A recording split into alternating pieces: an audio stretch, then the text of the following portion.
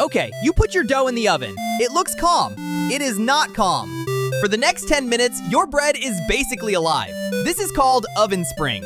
Heat rushes in, and all the gas trapped inside goes, "Oh no, it's hot!" and starts expanding. Meanwhile, the yeast feel the warmth and throw one final party before they die. They eat like crazy and burp out even more gas. Classic yeast. Then the real chaos. Water turns into steam, and steam is huge. The whole loaf shoots up. This is the whoosh. The only thing stopping it from exploding is the gluten, a stretchy little net holding everything in. And then, it's over. Past 60 degrees, the yeast die, the gluten sets, the starch goes solid. The rise is frozen in place. That's your crust. Congratulations, it's bread. Oh, and that cut on top? Totally on purpose. It tells the bread where to explode. Politely. 10 minutes. That's the whole show. Now go stare at your oven like a weirdo. Subscribe.